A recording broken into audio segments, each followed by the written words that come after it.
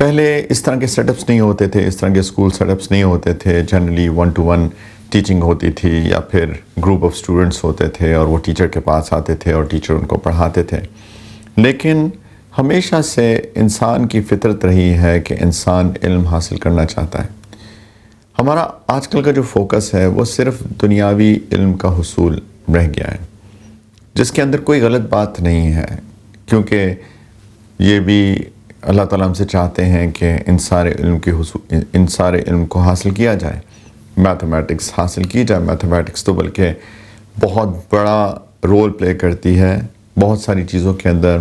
میراث کے مسائل ہوں، وراثت تقسیم ہونے کے، زکوٰۃ کے مسائل ہوں، کس طرح سے زکوٰۃ کیلکولیٹ کرنی ہے، اس کے اندر اگر میتھمیٹکس نہیں آئے گی، حساب نہیں آئے گا تو ہم یہ کیسے کر سکیں گے.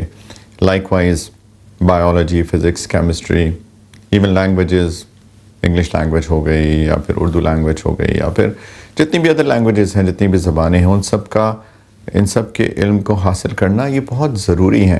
کیونکہ ایک ایسا طبقہ بھی ہے جو کہ سمجھتا ہے کہ یہ جو علم ہے ان کے حاصل کرنے کا کیا فائدہ. یہ بالکل غلط کانسیپٹ ہے. ان سارے علوم کو حاصل کرنا چاہیے. اس سے انسان کا دماغ کھلتا ہے، انسان کی انڈرسٹینڈنگ لیولز بہتر ہوتی ہیں. آف کورس انسان کا ایکسپوجر ہوتا ہے، جتنا زیادہ ایکسپوجر ہوتا ہے اتنی زیادہ اس کی انڈرسٹینڈنگ بہتر ہوتی ہے. تو اسکول میں جو جاتے ہیں بچے، کالجز میں، یونیورسٹیز میں، ڈیفینیٹلی ان کا جو ایکسپوجر ہوتا ہے وہ ان کو ایک بہت میچور انسان بناتا ہے. لیکن اس کے ساتھ ساتھ یہ جو سارے علوم حاصل ہو رہے ہیں، ان کے ساتھ ساتھ دین کے علم کا حصول بھی لازم ہے. ایسا نہ ہو کہ انسان صرف ان سٹڈیز کے پیچھے پڑا رہے اور دین کے علم کے حاصل کرنے کی کوئی فکر نہ ہو. دیکھیں، ہم لوگ انسان ہیں اور انسان اور جانور میں بہت فرق ہے. جانور بڑی ایک اللہ تعالیٰ نے عجیب چیز بنائی ہے. اتنے سارے جانور ہیں، لاکھوں کروڑوں اللہ تعالیٰ نے مخلوقات بنائی ہیں اپنی. اس میں جانور کا ایک بہت بڑا ایک حصہ ہے. جانور جب پیدا ہوتا ہے تو اللہ سبحانہ و تعالیٰ اس کو خود سے سکھا دیتے ہیں کہ اس نے کرنا کیا ہے. وَأَوْحَى رَبُّكَ إِلَى النَّحْلِ، اللہ تعالیٰ فرماتے ہیں کہ تمہارے رب نے شہد کی مکھی کی طرف وحی بھیجی، یعنی خود سے اللہ تعالیٰ نے سکھایا. قَالَ رَبُّنَا الَّذِي أَعْطَى كُلَّ شَيْءٍ خَلْقَهُ ثُمَّ هَدَى. اللہ تعالیٰ فرماتے ہیں قرآن کے اندر ایک نبی کو کوٹ کرتے ہوئے کہ انہوں نے کہا کہ ہمارا رب وہ ہے جس نے ہر چیز کو اس کی خلقت دی، اس کو شیپ کیا، اس کو فارم کیا اور پھر اس کو ہدایت دے دی کہ اس نے کرنا کیا ہے.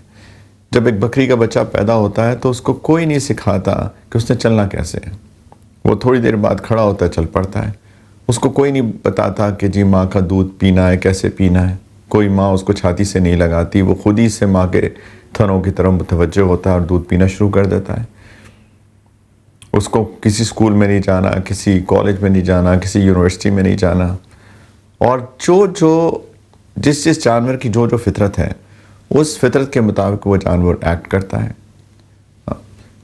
شیر جو ہے وہ جس لیے اللہ تعالیٰ نے اس کو بنایا ہے وہ ویسے ہی ایکٹ کرتا ہے. شیر گوشت کھاتا ہے، وہ کبھی گھاس نہیں کھائے گا. آپ اس کو جتنے مرضی سبزیوں کے فضائل بتا دیں وہ کبھی بھی گھاس نہیں کھائے گا، وہ گوشت کھاتا ہے. اسی طریقے سے بکری جو ہے کبھی گوشت نہیں کھائے گی. آپ جتنے مرضی اس کو پروٹینز کے اور گوشت کے فضائل بتا دیں وہ کبھی گوشت نہیں کھائے گی. ان سب کی ایک فطرت ہے اور اللہ تعالیٰ نے ان کو ان کی فطرت کے مطابق بنایا اور ان سب کا ایک رول ہے، ایک پورا ایکو سسٹم ہے. اور اس ایکو سسٹم کے اندر ان سب کے اپنے اپنے رولز ہیں. سانپ کا اپنا رول ہے، مکھی کا اپنا رول ہے، مچھر کا اپنا رول ہے، شہد کی مکھی. کیا عجیب مخلوق اللہ تعالیٰ نے بنائی. جس طرح میں نے ابھی ایک آیت مبارکہ کا حصہ کوٹ کیا کہ اللہ تعالیٰ نے اس کو سکھایا کہ تم جاؤ اور پہاڑوں کے اندر اپنے گھر بناؤ. کس طریقے سے ایک ہنی بی جو ہے اپنا چھتا بناتی ہے اور کتنی پرفیکشن کے ساتھ بناتی ہے. اس کے جو اینگلز ہیں ایک طرف سے شروع ہوتے ہیں، دوسری مکھیاں دوسری طرف سے شروع ہوتی ہیں اور ایگزیکٹ بیچ میں آ کے پرفیکشن کے ساتھ مل جاتی ہیں. پھر اس کے اندر جو میل بیز ہیں اور فیمیل بیز ہیں ان کے اپنے اپنے کام ہیں. کس طریقے سے ایک کوئین بی ہوتی ہے. کیا کسی کالج یونیورسٹی سے تو نہیں پڑھا انہوں نے، لیکن اللہ تعالیٰ نے ان کے رولز ان کو سکھائے اور وہ ان رولز کے مطابق ایگزیکٹلی کام کر رہے ہیں جیسے کہ ان کو کرنا ہے. کئی جانور ہوتے ہیں وہ بہت ہارم لیس جانور ہوتے ہیں، کچھ بڑے ہارمفل جانور ہوتے ہیں. سانپ سے آپ کسی خیر کی توقع نہیں کر سکتے. وہ اگر آپ اس کو اٹیک کریں گے وہ آپ پہ اٹیک بیک کرے گا اور وہ آپ کو ڈسے گا، خدا نخواستہ. اگر اس کو خطرہ ہوگا وہ آپ کو آئے گا، حملہ کرے گا، ڈسے گا، مار بھی سکتا ہے بندے کو. کئی زہریلے جانور ہوتے ہیں. لیکن کچھ جانور جو ہوتے ہیں وہ ہارملیس ہوتے ہیں. بکری ہارملیس ہوتی ہے، کچھ بھی نہیں کرتی ہے. کتے کو اللہ تعالیٰ نے ایک وفا دی ہوئی ہے، وہ چوکیداری کرتا ہے. بلی چوکیداری نہیں کرتی، لیکن بلی بہت لونگ اینیمل ہے. تو اللہ تعالیٰ نے الغرض سب کی ایک فطرت بنائی ہے. لیکن ان سب کی فطرت میں اگر خیر ہے تو اس میں ان کو ثواب نہیں ہے، ان کی فطرت میں شر ہے تو اس میں ان کو عذاب نہیں ہے. نہ انہوں نے علم حاصل کرنا ہے، ان کو علم اللہ تعالیٰ نے دیا، اللہ تعالیٰ نے ان کو علم سکھایا، اللہ نے ان کو ہدایت دی، اللہ نے ڈائریکٹ ان کو ایک فطرت کے مطابق بنایا، اور پھر ان سب کا ایک ایک رول ڈیفائن کیا، اور اس رول کے اندر نہ کوئی ثواب ہے نہ کوئی عذاب ہے. انسان بڑا عجیب جانور ہے. اس کو حیوان الناطق بھی کہتے ہیں سائیکالوجی کی زبان کے اندر، کہ ایک لاجیکل جاندار ہے، ایک بڑا عجیب جاندار ہے.